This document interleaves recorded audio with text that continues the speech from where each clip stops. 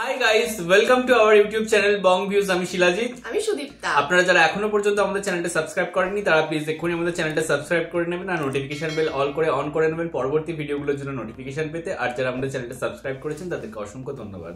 আর পছন্দ হলে অবশ্যই ভিডিওগুলোকে লাইকও করবেন। আজকেও আমরা ভোট সংক্রান্ত আরেকটি ভিডিও নিয়ে এসেছি, যার থাম্বনেলটা একদম বিস্ময়কর, একদম চোখ ধাঁধানো বলা যায়। তো লেখা আছে যে কেন্দ্রে একই মানুষ ছিল বারবার লাইনে। তো এটা আমরাও দেখতে চাই, কারণ এর আগে আমরা একটা ফাঁকা ভোট কেন্দ্র নিয়ে অলরেডি ভিডিও করে ফেলেছি। তো এটাও দেখি যে কি আছে। এটা মানে আমরা বলছিলাম যে লাইন নেই কেন, এটা হয়তো লাইন রয়েছে, বাট কিরকম লাইন সেটা আমরা দেখবো। তো আর যে টাইটেলটা হচ্ছে কেমন হলো দ্বাদশ জাতীয় সংসদ নির্বাচন, এবং চ্যানেল হচ্ছে বিবিসি নিউজ বাংলা। তো চলুন দেখিনি ভিডিওটা। আর এটা কিন্তু বেশ ভিউজ, মানে 7 দিন আগে আপলোডেড 1 মিলিয়ন ভিউজ রয়েছে। তো বুঝতেই পারছি বিশাল কিছু হয়তো ধামাকা রয়েছে। আর ভিডিওটা যদি কপিরাইট ক্লেমের জন্য ব্লক হয়ে যায় তাহলে সম্পূর্ণ ভিডিওটা আপনারা আমাদের ফেসবুক বা ইনস্টাগ্রাম পেজে পেয়ে যাবেন। আর ফেসবুক বা ইনস্টাগ্রাম পেজের লিংক আপনারা আমাদের ডেসক্রিপশন বক্স ও ফার্স্ট প্রিন্ট কমেন্ট থেকে পেয়ে যাবেন। তাহলে চলুন সবাই মিলে ভিডিও দেখা শুরু করি। নির্বাচনের পরদিনের পত্রিকা, প্রত্যাশিতভাবেই আবারও ক্ষমতায় আওয়ামী লীগ। নির্বাচনের দিনটিতে বিবিসির সংবাদদাতারা অনেকগুলো জায়গায় ঘুরে দেখেছেন। বেশিরভাগ ক্ষেত্রে ভোটার উপস্থিতি বেশ কমই ছিল। তবে নির্বাচন কমিশন বলছে ভোটার উপস্থিতি ছিল 41.8%। এ নিয়ে নানা আলোচনা আছে। অবশ্য বেশ কিছু জায়গায় ভোটারের লাইন ছিল, আবার কিছু জায়গায় লাইন অনেকক্ষণ দাঁড়িয়ে থাকতে দেখা গেছে। এখানে বেশ কিছু লাইন আছে। এখানে যেটা আমি কিছু লক্ষ্য করলাম যে কিছু মানুষ আছেন যারা আসলে লাইনে দাঁড়িয়ে আছেন কিন্তু ভোট দিতে ঢুকছেন না। তাদের পালা আসলে তারা সামনে আসলে হয়তো সামনে দাঁড়িয়ে থাকছেন অথবা অন্যান্য দিকে চলে যাচ্ছেন। প্রায় 40 মিনিটেরও বেশি সময় ধরে আরো অন্যান্য অনেকে ভোটার আসছেন, তারা ভেতরে ঢুকছেন, ভোট দিচ্ছেন, বেরিয়ে যাচ্ছেন, কিন্তু কয়েকজন আছেন তারা দিচ্ছেন না। এবং পরবর্তীতে এদিক ওদিক চলে গেলে আমার তাদের কয়েকজনের সাথে কথাও হয়।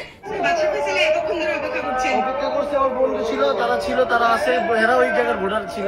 আমার একটা লোক আসলে তো এতক্ষণ ধরে দাঁড়িয়ে থেকে এখন চলে যাবেন। আমার একটা লোক আসছে আর কি, মানে এখানে অপেক্ষা করছিলাম আর কি, এই অবস্থা। উনি ওই লাইনে ছিল, রৌদ্র দেখে এই লাইনে আসছে আর কি। আচ্ছা, আমরা এই জন্য একটু কমলেই আমরা ঢুকে যাবো। তখন লাইন থেকে চলে গেলেন। এরপরে অবশ্য স্থানীয় একজন লোকাল সমন্বয়কের জেরার মুখেও পড়েছিলাম। এসবের বাইরে বিএনপি বিহীন নির্বাচনে সহিংসতা, অনিয়মের ঘটনাও ঘটেছে বেশ কিছু। দেশব্যাপী ভোটার উপস্থিতি কম দেখা গেলেও এ ব্যাপারে ইতিবাচক ছিলেন নির্বাচন কমিশনার। প্রত্যাশার চেয়ে অনেক ভালো হয়েছে। আবার সিইসি যা বলছেন তা নিয়ে দ্বিমত রয়েছে।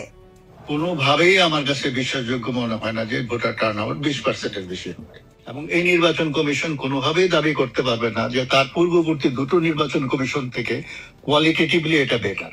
2014, 2018 এবং 2024 নির্বাচন মোটামুটি একই সূত্রে গাঁথা। তিনটা নির্বাচনের ডিফারেন্ট ট্যাকটিক্স আছে বা ডিফারেন্ট স্ট্র্যাটেজি আছে। 2018 এক ধরনের, এটার স্ট্র্যাটেজি আরেক ধরনের।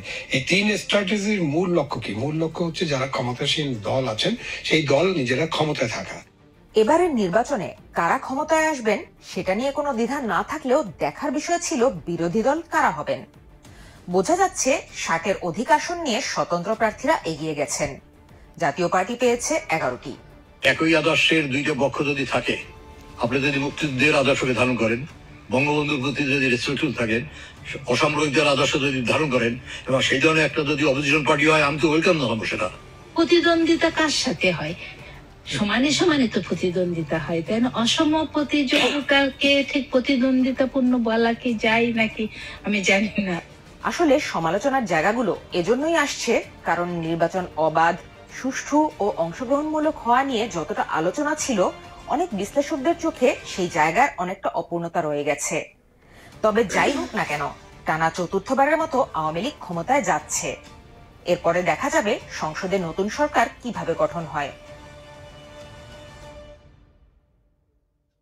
দেখলাম হচ্ছে ভিডিওটা, যেটা থাম্বনেল ছিল, তো সেটা সম্বন্ধে এখানে আলোকপাত করা হলো যে কিছু মানুষ, পার্টিকুলার কিছু মানুষ হচ্ছে 1 ঘন্টার বেশি লাইন দিয়েছে, বাট তারা ভোট দেয়নি, বা আবার তারা রিপিটেটিভলি লাইন দিয়েছে, এবং তাদের যখন জিজ্ঞাসাবাদ করা হয়েছে এক একজনের কাছে এক একটুকু মজুহাত দেখতে পেলাম। এবং অনেকে শোনা গেল যে ভোট লাইনে দাঁড়িয়েও আর কি দিচ্ছেন না।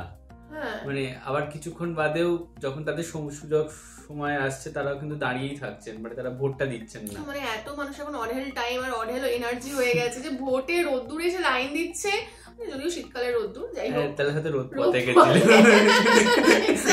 বাট লোকজন আসে একটু গল্প গুজব হবে আর কি, কতক্ষণ আর বাড়িতে লেপের তলায় থাকবো। তো যাই না, এর থেকে বেটার কিছু এক্সপ্লেনেশন আমাদের কাছে লাগলো না, কারণ ব্যাপারটা একটু হাস্যকরই লাগলো এবং অবিশ্বাসযোগ্যই মনে হলো কোথাও গিয়ে। কারণ 1 ঘন্টা লাইন দিয়ে তো খিদে পেতে পারে না, খেতে আপনি মেন টাইমে চলে যেতে পারে, ততক্ষণ মনে হয় 5 মিনিট ভোটটা দিয়ে তারপরে মেঘে বাড়ি গিয়ে খাবো। তারপর একজন আসছে, একজন ডাকছে, কি সব বললো, তারা একটু দাঁড়াক না, মানে অদ্ভুত অদ্ভুত লজিক লাগলো।